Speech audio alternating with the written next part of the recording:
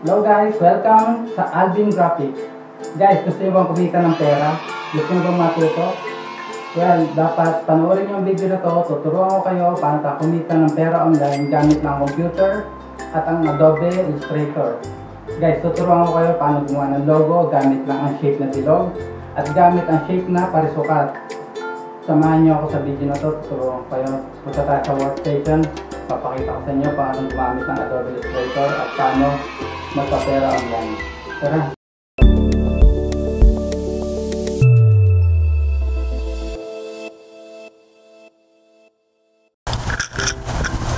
Okay guys, narito na ako sa aking workstation. Ngayon simulan na natin. Guys, ito yung site na sinasabi ko sa inyo na pwede tayong sumali sa online contest. Hatchwise.com.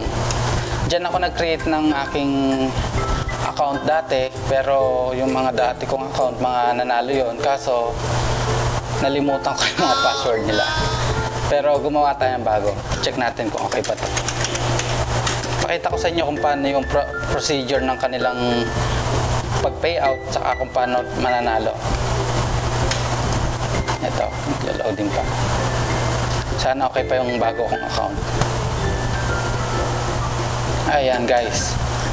Ito yung aking account. So, dati ko pati, pero hindi na ako kasi active dito. Sa Facebook, may mga kliyente na ako na nag-PPM na sa akin. Tapos, doon na lang nila sinasabi yung mga gusto nilang logo. Kasi, nagpo-post ako sa Facebook and then, pag once na nakita ng mga customer, then magkakaroon sila ng idea, tapos nagandahan sila sa gawa mo, yun, pwede ka nang tumanggap ng project mula sa Facebook. Yun, mga hindi ko kakilala yun. Kumbaga, nakikita lang nila sa, minsan pinopost ko rin sa marketplace. Minsan sa timeline ko. Tapos minsan recommended din, pagka kabisado mo na or nagagandahan na sila sa gawa mo, ikaw na mismo yung tumatanggap ng customer from Facebook. Tapos pangalawa is Fiverr. Eto guys, bago lang ako rito. Punta lang ako sa selling, yun yung merong gig. Kasi pagka may gig ka at ikaw ay seller at maganda yung mga nilagay mo doon sa gig mo, let's say paggawa ng logo, naggawa ko rito gaming quality logo, i-preview natin. Guys, yun yung sinasabi ko, ayan. Ito yung intro na videos ko para makita nila kung anong ginagawa ko. So, ito yung mga sample picture. Yan. Mga gaming ang aking tema rito sa isang gig na to. Yung ibang gig ko naman ay labeling. Guys, bago lang ako rito kaya itong sa Fiverr, kakagawa ko pala ng account. May nag-tip lang sa akin na maganda rin daw dito kasi hindi ka na mismo makikipag-contest sa mga kalaban dito na magagaling din gumawa ng logo. As in, yung customer para lang namimili sa market, namimili siya ng mga gigs sa mga designer. So pag nagustuhan nila yung mga in-input mo dito na mga picture mo na gawa mo, so pwede kang magkaroon ng customer client. The same time, kung anong kukuhanin nila, mag-order sila sa iyo kung anong ipapagawa nila sa iyo. Depende sa price ang pag-uusapan nyo. Pero nakalagay dito usually nakalagay rito is $5. Kasi baguhan lang ako kaya $5 ko. Pero pagka siguro nagkakaroon na kayo ng communication chat, pwede mo na sabihin kung magkano ang magiging cost ng ipapagawa nila sa iyo. Dahil ikaw na magdidikta kung mahirap ba yung pinapagawa nila. So lakihan mo. Kung madali lang, ikaw bahala kung magkano ang singil mo sa kanila. Ito, nagsimula ako $5 para mapansin lang kung bagay. Takaw attention yung $5. Pero later on, mag-iiba yung presyo niya. Depende sa pag-uusap niyo. Ito for labeling design yung gig ko rito. Isa to, guys, maganda rin dito pero hindi ko pa natatry. Gusto kong magbigay ng feedback sa inyo kung nakakuha na akong customer pero wala pa. As in, bago pa lang tong gig ko.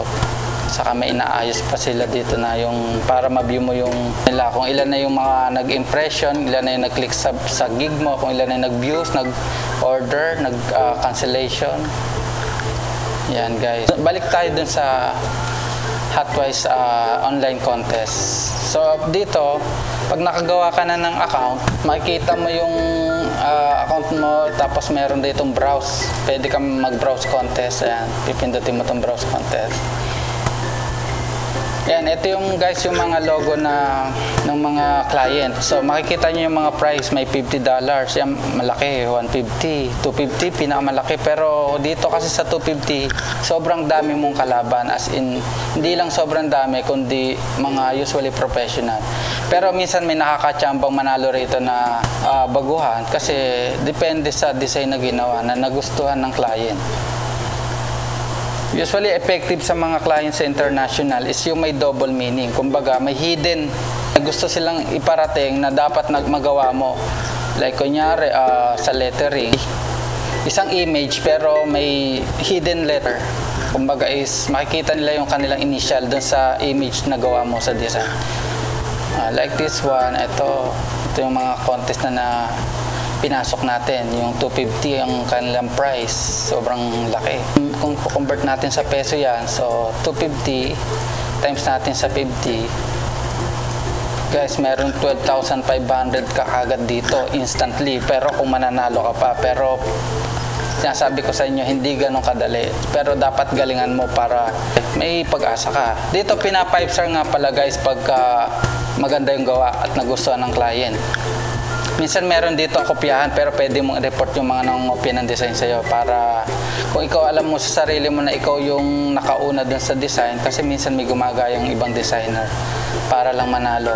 Pero pwede mong i-report yun para yung kanilang mga design is magkaroon sila ng penalty. Kumbaga, dinidelete ng mismong moderator dito sa site na to. So, puntahan natin yung highest rated. Tingnan natin kung meron na silang, yung client nila ay may napili ng maganda. Kasi sa star sila nagbabase. Oh, yun. Sobrang mahal guys. Siyempre mataas talaga yung standard ng nagpapagawa. Kumbaga gusto nilang ma-meet yung gusto talaga nila sa presyo na yon na $250 guys. So ito meron na rito mga 3 star. So not bad. Pero pag naka 5 star ka, sure, may possibility na pwede kang manalo guys. Kailangan lang talaga rito discartes at tapos lawak ng imahinasyon kung paano ka magkakaroon ng magandang idea. Nasa iyo. Dapat magbabasa ka ng brief muna kung gusto, yung briefing niya, yung kumbaga anong gusto ng kliyente. Meron ditong design brief. So ibig sabihin niyan, diyan mo babasahin before mo salihan tong contest. Pero ito maganda rito guys sa hatchwise.com. Pwede kang gumamit ng mga paper effect, 3D effect na design. Yan, like this siya, gumamit siya ng paper mock-up. Maganda guys kasi parang nagiging attractive din sa mata ng client. Tapos guys, tingnan natin contest holder. So pag sinabing contest holder, client, dito kasi contest holder ang pangalan nila. So sabi dito ng contest holder is company or website name. Ang kanilang website name ay SNJ Roll of Demolition and Tractor Services. Tapos kung may tagline daw sila, so sabi nila not available. Tapos describe your company and organization target audience. The design should the following. Sabi nila, I would like to have a logo with a roll of a dumpster and excavator and or a skid steer. Ayun daw, yung mga equipment na yan gusto nila i-incorporate somehow, kung kaya ilagay, mas maganda, sabi niya. Parang ganun ang gustong iparating ng client. This logo will be used sa printing, business card, letter, brochures, etc. Online website. Yan. Diyan daw nila advertise yung kanilang magiging logo. And then guys, mas masculine daw yung pagkadating ng kanilang logo. So medyo hindi balance yun lang binago ng cost. Usually kasi ibang client, tinitimpla nilang gusto nila. So ayan, ito pa. Para hindi talaga kayo nalilito talaga rito guys na gusto ang client nila ng illustrative icon and text. So nasa icon, yung nasa taas yung icon and then nasa baba yung text. So gusto nila. Tapos initial, ayan, may initial din ang gusto nila. May parang yung text sila, isahaluan mo rin ng konting image or something na may isip mo. sabit, mga tractor. So, ikaw na ang bahala kung anong letter yung gagawin mo doon. Kung lalagyan mo ng design na parang tractor yung letter nila na gustong initial. Tapos guys, ito yung kulay na gusto nila. Kasi may iba't ibang code ang blue. Depende sa timpla at saka sa lighting niya. Pink din, ito meron siyang binigay na code. So, i-enter mo na lang yan sa Adobe Illustrator na sinabi ko sa inyo kanina. Na kailangan natin gumawa sa Adobe Illustrator ng logo kasi yun yung pinakang advisable talaga guys. Ito sinasabi ko hindi dahil sa sinisiraan ko yung Photoshop, pero iba talaga ang specialty ni Photoshop, iba ang specialty ni Illustrator Adobe. So papakita ko sa inyo yung Adobe Illustrator ko dito sa desktop ko. Ito. Pwede na siguro tayong gumawa ng simple logo gamit lang yung sinabi ko sa inyo kanina. At gagawa tayo ng logo gamit lang ang dalawang shape. So ito ang bilog at ilang square. Guys, ito ang ilalagay ko. Kayo na ang bahala, basta ang ilalagay kong ano dito ay logo tutorial using circle and square shape. Yan guys ang gusto kong ipangalan ng logo natin. Guys, ito mahalaga. Usually naka-RGB ako kasi nga para may enter natin tong mga code na to. Kasi sa RBG, nare-read niya pagka in-enter mo lang tong code na to. Sampulan ko kayo ha guys. Sabi doon blue. Gawa tayo ng square tapos i-select natin to. Ito yung kagandahan sa RBG. Ito guys, dito ako magpapatong nung ika-copy paste mo yung kulay na code na yon. And then enter. Press enter. O yan, yun yung blue daw na gusto nila. Ganyan lang kasimple guys kung paano ka maggawa ng kulay na hindi ka magkakamali sa binigay. Punta natin yung kulay pink sa Hotwise ulit, yung sabi ng client. Guys, ano, ang ganda. Kasi copy and paste lang. Buti binigay ng client yung code. Copy muna natin, sorry. And then paste natin dito. Guys, ito yung gustong kulay ng client to pink. Dahil lang doon sa code na yan, guys, nakukuha natin yung gustong-gustong eksaktong kulay ng client. Kaya mahalaga naka-RBG ka. Okay, simulan na natin. So, delete na natin to. Dito tayo pupunta sa shape. Makikita nyo to sa, sa icon niya, rectangle. So, pwede mo siyang gawing eclipse. So, eclipse tayo. Gagawa lang tayo ng bilog. Tapos copy lang na, guys, ang copy nga pala dito is para ka ding nasa Microsoft Word or nasa Photoshop. Control C lang din ang gagawin mo. Pwede rin copy paste na B, kaso ang maganda kasi sa F, Control F, pag ginamit kong Control F, ay guys, sorry. Control copy, then Control F. Guys, mapapansin nyo parang wala nangyari, pero andyan yun. Ibahin natin yung kulay, gawin natin black. Guys, yung Control F, pinapatungan niya yung kinopya mo na eksaktong andun pa rin siya dun sa pinakang lugar niya. Kumbaga parang dinuplicate mo siya nang magkapatong na walang labis, walang kulang, na sobrang patong na patong siya guys. Ito ayun, diba? Andun siya. Guys, pag nag-Control F ka talaga, automatic lagi siya napupunta sa harap. So, gumamit ako ng Control F para lagi siya nasa harap. Tapos, ang gagawin ko na lang is shift at saka arrow para may atras. Kung pabalik, arrow pabalik ka naman. And then, kung pababa, arrow pababa. And then, kung pataas, syempre pataas. So, guys, ano natin ngayon, gumawa ako ng dalawang bilog. Arrow left, right ko muna. Tapos kukopya pa ako ng isa guys, para tatlo.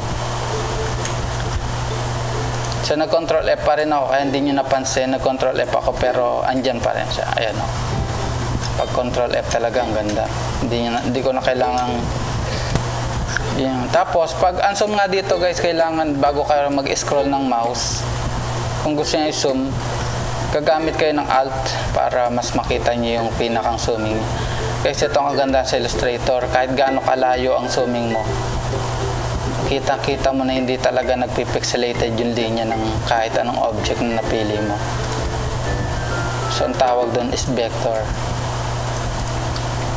Siguro 900 zoom to kung tutusin. Okay guys, simulan na natin. Ang una kong gagawin sa tatlong bilog na to, para makagawa tayo ng simple logo. Guys, ang pagtutok lang sa mouse, ipipindutin mo lang siya para madrag mo siya ng ganito. Didiinan mo lang siya at pag binitawan mo yan, mabibitawan at hindi mo na siya makukuha. So ang gawin mo, i-long press mo lang yung left click button ng mouse. Copy ako ng isa ulit, Ctrl F. Tapos i-atras ko ng konti yung Ctrl F ko. Guys, ito yung isang paraan para makat natin ang bilog na pink ha. Kasi gusto kong gumawa ng itsurang parang siguro halaman. So ito yung kinapi ko, tapos ito yung pangalawa. I-click mo lang yung dalawa. Pwede rin ganito. Click mo lang din yan. Or pwede kang gumamit ng shift and then click ng mouse para hindi mo mabitawan pareho. Ibig sabihin na select mo na pareho yan. Guys, tandaan nyo, pag magkakat tayo, alisin muna natin to.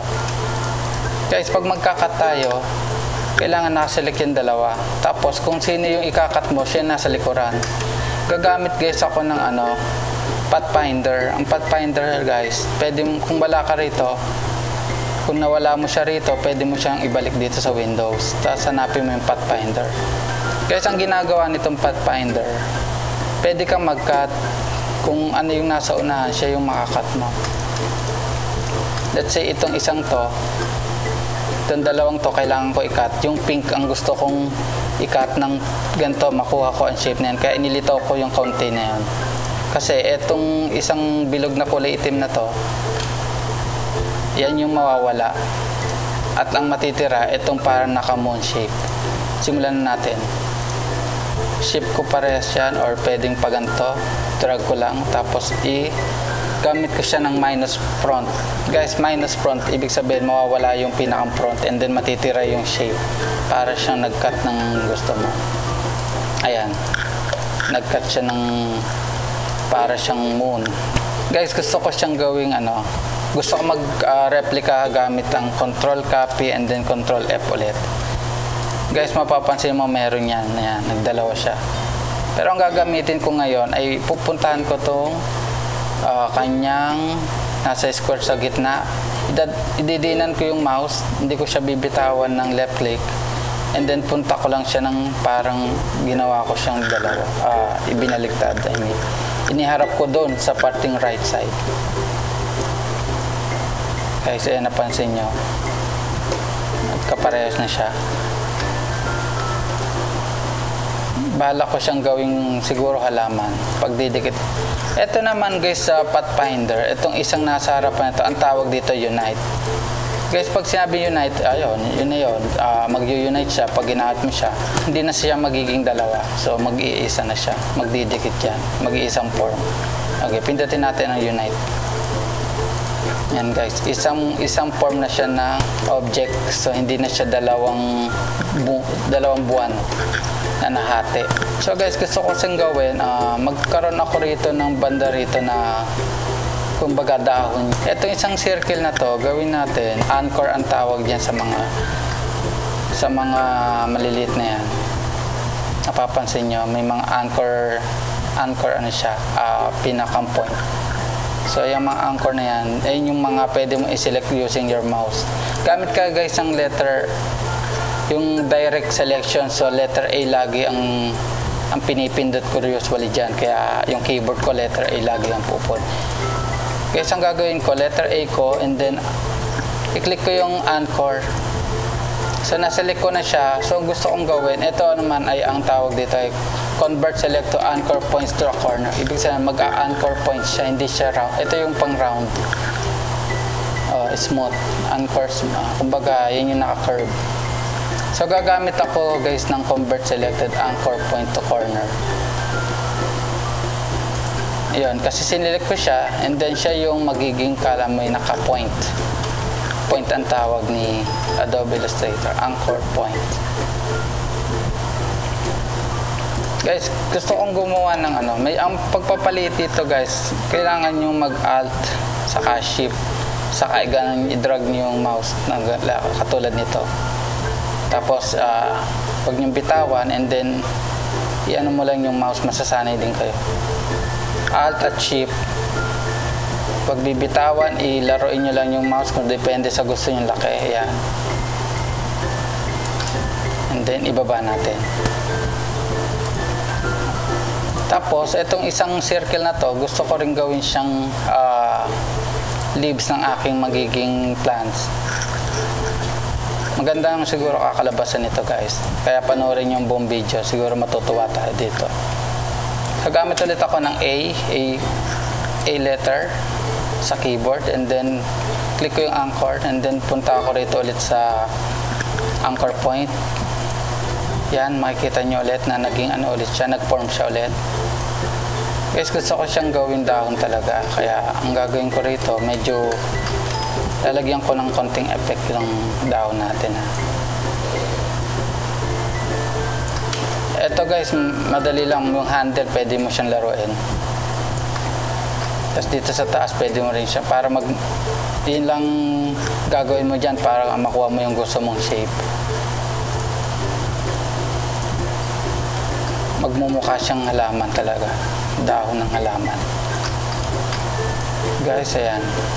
Medyo papalitan ko. Gaya na sinabi ko, shift alt, tapos yan, itama nyo sa corner. And then, kayo na bahala maglaro ng mouse. Kung depende sa gusto nyo para ma-shape nyo siya ng gusto nyo laki. I mean, ma-size nyo. Ayan. Kasi ito para hindi ka na ulit mag-shape ng ganitong hugis ng dahon, pwede ka ulit mag-copy.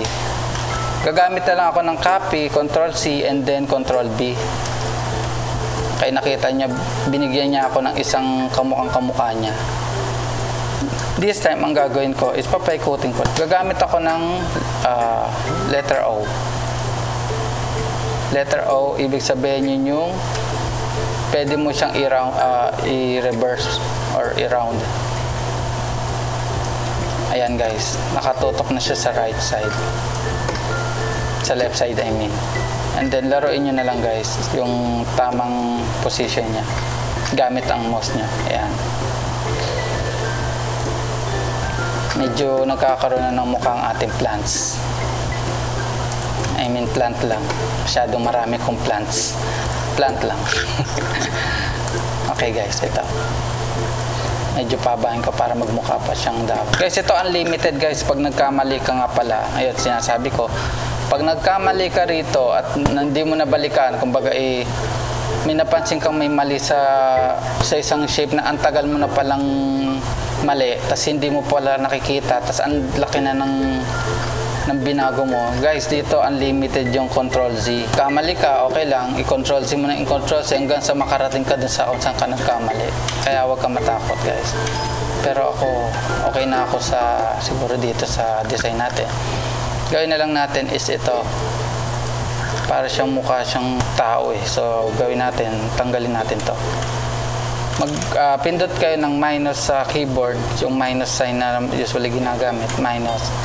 Dito yung nakikita guys. Ang tawag doon ay delete anchor. So, ang kanyang shortcut is minus. Minus key sa keyboard. Yan. So, pag minus, yung anchor yun. Lahat ng anchor lang ang pwede niya i-minus. Katulad nito. Pag in-anchor ko siya, minus ng anchor. Yan. Ang pangit naman guys. So, Ctrl C. Yan. Balik ulit siya dyan. Kaya huwag kayong matatakot. Minus natin to. Yung mga para matuwid siya.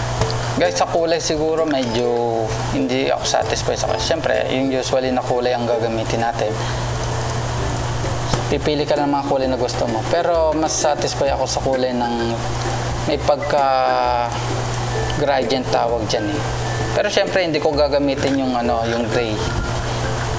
Gray na may pagka gradient siya.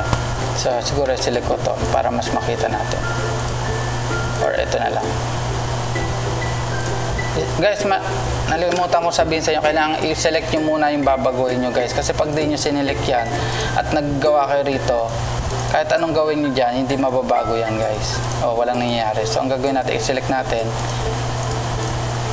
Tapos, baguhin natin yung kulay. Diba? Tapos, select ulit ako rito. Click ko lang, double click para makita yung mga option. Ayan. Yan guys, may kulay na tayo. Mas gusto ko medyo light yung pagkagawin. Gawin din natin to guys dito sa dalawang dahon na to. So, select nyo lang tong eyedropper. Select nyo muna itong dalawa and then i-eyedropper nyo kung alin yung gusto nyo gayahin kulay. Ito nasa taas syempre. Guys, napapansin nyo meron na tayong halaman. Kung di kayo satisfied sa shape ng kanyang puno, hindi i-shape natin siya ng maganda. Atras lang naman yan. Yan guys, medyo nagmumukha siyang halaman kaysa kanina mukha siyang puno. Saka yung unang-unang mukha siyang tao. Yan guys, nakagawa tayo ng isang logo. Gumamit ako ng mga shape na circle. So hindi mo na kailangan mag-drawing. Kailangan mo lang talaga is pag-aralan kung paano yung mga function ng tinuturo ko sa inyo. Aalamin nyo lang. Madali na, maraming tutorial. So kapag nag-subscribe ka sa channel ko, matututo ka ng mga iba pang techniques at saka mga tools na gagamitin natin sa paggawa ng logo. Importante. Okay guys. Tapos doon naman tayo sa yung square na paggawa ng logo. Ito guys, ito yung sinasabi ko, square naman tayo ngayon. Guys, sa square na to, di ba meron siya mga anchor? Ayun yung mga anchor niya, yung mga square na maliliit din. Mag-shape muna tayo ng kunyari, ganito. Bahay, anto. Gawin natin kayong bahay to. Pero di bali, ayusin lang natin. Hindi siya perfect square. Kasi ma-minus ko lang tong anchor dito sa baba. Or kahit hindi na pala natin i-minus, i-shape na lang natin siya ng parang bahay. Ayan, okay. So, kung sa tingin natin ay pantay na siya, ganito na natin konti para mas mukhang pantay. Okay, guys. Tapos gagawa ulit ako ng square. Eto, punta ulit tayo rito. Baka nalilimutan. Rectangle tools ang ginagamit ko dyan, guys. Huwag nyo kakalimutan gumamit ng guys, ha. Kasi pag binitawan mo, ayan, tas ginanon mo, hindi siya perfect square. So, Alt-Shift. Ayan. So, kahit anong galaw mo, perfect square pa rin siya. Malaki, maliit. Basta Alt-Shift kayo. So, automatic yan. Perfect na perfect yung square niya. So medyo malaki. Paliitin natin. Kasi gagawa guys ako ng bintana. Gagawin ko ngayon, Control C and then Control F tayo. And then N. Andyan na yung kinontrol copy natin. Guys, gawin natin 4. Control copy and then Control F. And then pababang arrow key naman. Shift and then arrow key pababa. Napapansin nyo guys, meron na tayong nagmumukhang bahay na. Tapos, syempre, ibahin natin yung kulay nito. Gawin natin black din yung bintana. Para mas mukhang mabuhay yung kulay niya. Guys, ito, pagka nag-select ka, pwede nating i-group. I-drag mo muna yung mouse and then gumamit ka ng right-click and then group. Yung group na yon guys, para hindi tayo nakakaiwan ng anumang nase-select siya agad na gamit lang ang isang click. Gusto kong pagsamahin itong dalawang logo na to para may mabuo tayong idea kung anong bagay nating ipangalan sa logo. Try nating ipagsama itong dalawa. I-group ko itong bahay, right-click and then group.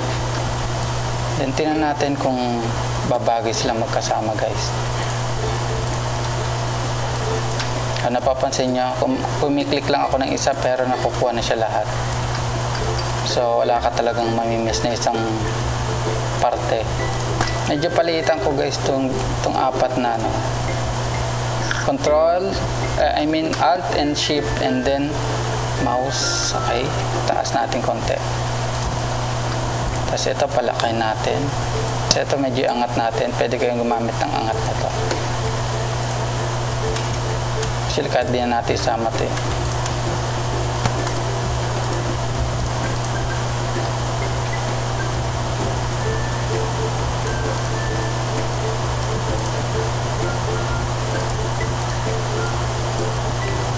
Tama ko lang ng konti. Liito natin.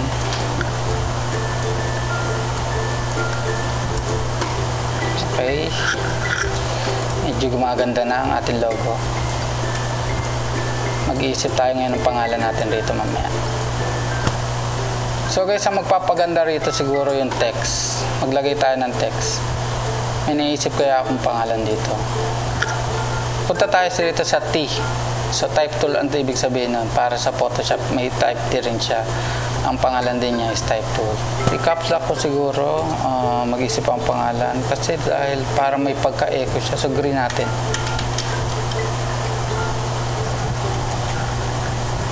Palakihin natin yung letter para makita. Control, alt shift ulit and then drag mo lang. Okay, makikita mo yung green.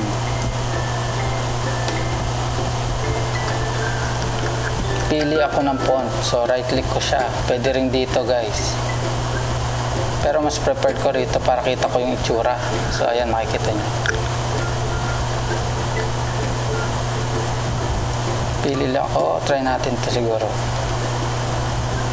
Bold. Palakin natin. I-compress natin ng konti ang niya. Tapos guys, gusto ko siyang kulayan din ng ganito kasi green nga siya, di ba? So gusto ko rin maging green. Kaso pag kasi ginamitan natin siya ng eyedrop tools at sinilik natin dito, hindi siya magpa-function. Ang gagawin natin sa letter, dapat maging object siya. Kasi pag di mo siya ginawang object, pwede mo siyang i-edit pa. So nakakapag-type ka pa ng panibago. So gawin natin, i-control and shift and O, letter O. Control, shift, O, tatlong pipindutin mo. Control, shift, O, and then sabay-sabay. Yan, magiging object siya and then pwede na natin siyang kulayan ng anumang gusto nating may gradients. So guys, mahalaga rin dito yung kulay ng pagka-shadow ng pagka-gradient niya to light green to dark green. So gamit tayo guys ng gradient ulit and meron dito yung select, naka 0 degree siya, so gawin natin siyang negative 90. Pag negative 90 guys, yung light na green niya nasa taas, gawin natin siyang walang minus sa 90. Ayan, so pwede mo rin siyang gawin dito sa mga ito, pero ako satisfied na ako dito sa siguro ito na lang sa gawin natin negative 80. Ito naman ay 90. Mukhang mas okay na ako dito sa kulay na to. Ito rin pwede rin natin gawin yun negative 80 or 90. Negative 90 siguro. Okay, ayan guys, ito siguro sa green, para mas gusto ko nasa ilalim dark green, gawin natin negative.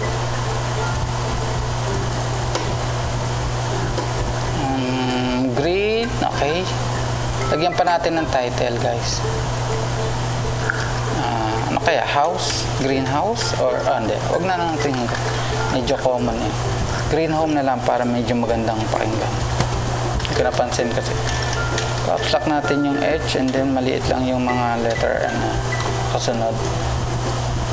Tapos syempre yung font, gusto ko maiba naman yung font. Guys, isa sa technique na magandang gawin is mag-iiba ka ng font sa isang word and then yung kasunod niyang word pwede mo siyang baguhin para may mix sila or may twist. Hanap lang ako ng medyo babagay na yung mismong letter, pwede nyo right click. Hanap lang tayo maganda, pwede na siguro to. So parang ang laki ng letter, nagka-capital na siya lahat guys. So, ayoko ng ganun. Gusto ko lettering na merong maliit na letter din, small caps. Ayoko ng lahat nagkakaroon siya ng capital. Ito guys, gusto ko to. Try natin to. Century Gothic. Regular lang siguro. Tapos medyo palaki natin. Kung naninipisan kayo sa letter guys, pwede nyo baguhin. Gawin nyo siyang bold. Paborito ng lalaki, bold. Oops, parang hindi sila combination. Siguro lagyan mo na lang dito siya ng ano guys. Ito maganda. Yung letter mo na may payat, pwede mo siyang patabain ng konti gamit ang same na kulay. Tapos kung anong bahala magtanta kung gaano mo siya papatabain. Kapag nilakihan mo yung number, siyempre as usual, lalaki din yung kanyang patong. Okay, like that. So ang gusto kong mangyari, konti lang. Mga siguro 3 lang. Tapos guys, huwag nyo kakalimutan yung Control Shift O para maging object ulit yung ating letter. Object type na siya. Siguro tagline na lang kulang dito. Mag-iisip lang tayo ng tagline kung anong pwede. Kasi papantayin natin siya siyempre dun sa ano. Ayan. Ang kaganda nito guys, may guideline siya Mag-green siya pag nakatapat na siya. Basta green. Ayun. Isa pa. Oh, yes. Sakto. Okay guys, green home. Ayan, medyo magandang pakinggan guys. Try natin nang lagyan ng tagline. Dito bandang baba. Ano kaya magandang tagline nito? Siguro para siyang real estate na may pagka-nature ang dating. So gagawin ko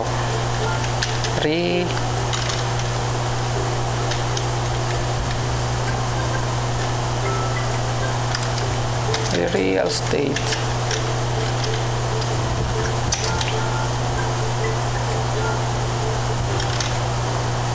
Eco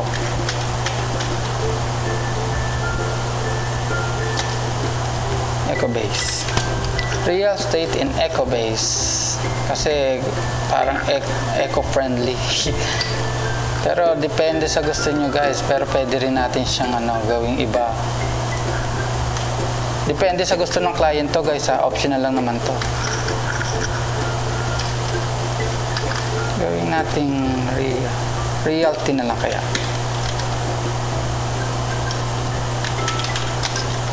That you can trust. Sari-sari naisip ko guys na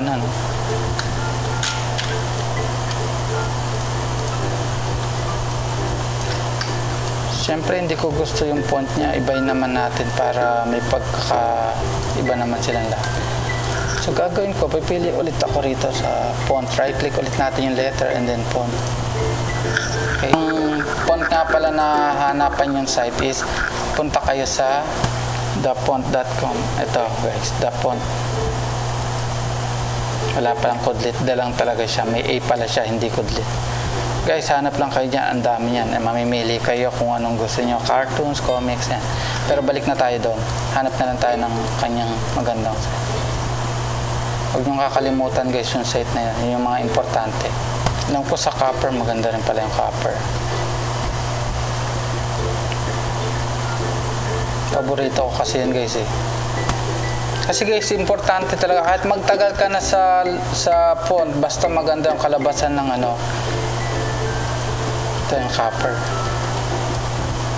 Guys, basta mahalaga ang kalabasan ng iyong lettering. Kasi isa yun sa pangunahing requirements or kumbaga, mas tinitingnan ng client. Magtagal ka na sa lahat, especially sa font. Kasi napaka-importante talaga sa mata yun. May tinatawag yung iba na nerd daw sila sa pagdating kasi siyempre payabangan sa contest.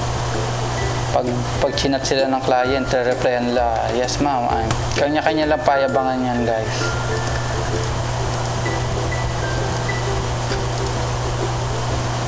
Siguro maglalagay ako ng, guys, pwede kayong gumamit ng linya gamit din ang rectangle tools para medyo magkaroon ng dating art buhay ang ating lettering name. Tapos ikaw bahala kung gusto manipis, panipisan mo lang. Kung gusto mo naman makapal, kapalan. Pero mas prepared ko manipis para malinis tingnan. Kaya nasa inyo yan, guys. Tapos sa kulay, pwede nyo rin gawing green. Ito, guys, may nabuo na tayong logo. Try natin ngayon siyang i-save. Pag magsa-save nga pala kayo sa Illustrator, guys, pwede kayo rito, save as. Tapos, browse kayo kung saan nyo gusto ilagay. May picture, may design. Tapos lagyan niyo lang siya ng pangalanan niyo lang din pata. Pero ako naglagay na ako kanina kaya hindi ko na kailangan lagyan. Usually kasi ang default name nito is pag nag-save as ka is untitled. So save natin muna ang ating gawa. Yung pinaka-importante, mag-save lagi ang inyong gawa before ka umalis na yung workstation. Hindi mo kalain mamaya patay na pala ang computer mo, hindi mo na-save. Kawawa ka. Ulit ko sa umpisa. And then guys, may dalawang uri ng pag-save dito kung anong gusto. Sa save as, mamimili ka, meron dyan PDF, EPS. EPS, usually ayun yung vector, light vector niya para na-save mo siya ng vector files na pwedeng baguhin ang kanyang resolution at saka pwede mong baguhin lahat. PDF, hindi mo siya pwedeng baguhin. Pero save mo as sa PDF, pwede ka, kasi kailangan ng client din yan.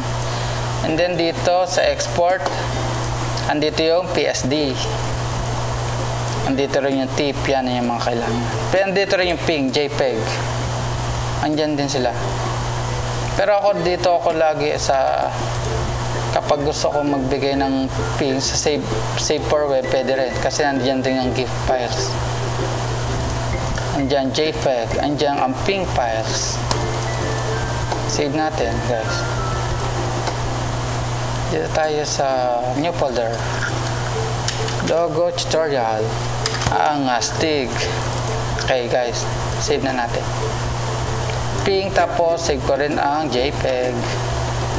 Hindi mawawala si JPEG. Kapag si JPEG guys, yung kaiba nila PNG, mapapansin nyo, si PNG, walang background dyan guys ha. Kasi pagka tinatak mo yan sa t-shirt, yan lang makikita mo, ito lang, ito.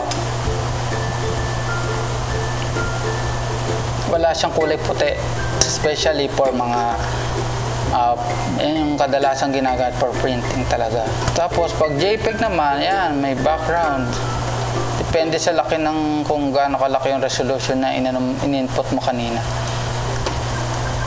So save natin sa JPEG, puntahan natin yung save natin. So dun tayo sa Alvin Art. Ay, nasa my picture yun. Ayan. Tutorial logo using. Ayan guys, meron na tayong JPEG at meron na tayong PNG files. Medyo nakahaba na yata ang ating video tutorial na to. Siguro kailangan natin discussin sa susunod na videos. So guys, subscribe kayo para updated kayo sa mga bago kong tips. Sa mga kung paano tayo sasali sa mga contest like this, kung paano tayo magkakaroon ng client naman sa gigs ng ating Fiverr, sa Facebook pagka sikat na kayo, pag marunong na kayo, pwede na kayo kumuha ng client online sa Facebook. Magkakapera talaga kayo dito guys, tandaan nyo. Basta masipag lang kayo at saka willing kayo matuto. And then siguro dito ko muna tatapusin yung video na to kasi sobrang haba na at saka medyo gabi na rin. Pero guys, sa susunod ituturo ko sa inyo ibang tips. Basta tandaan nyo guys, kapag gusto nyo matuto, kailangan nyo may Adobe Illustrator. Ililink ko sa inyo below yung kung saan kayo magda-download. Pwede ko siyang ilink sa aking Google Drive para ma-download nyo siya. Tapos kailangan nyo syempre ng computer at internet sa bahay kung gusto nyong. Pero usually, kahit naka-offline lang kayo, pwede naman kayo mag-practice muna. Basta panoorin nyo yung mga videos na aking i-upload. Dahil marami kayong matututunan sa akin, guys. Gusto kong matuto kayo, gusto kong makatulong. I-share ko yung knowledge ko sa paggagawa ng logo para marami akong matulungan. Siyempre, kung magsusubscribe kayo, parang pinakang payback. Or okay lang kahit hindi. Pero mahalaga may tulong ako sa inyo, guys. So, sa ngayon, siguro, yan na muna tayo at gabi na.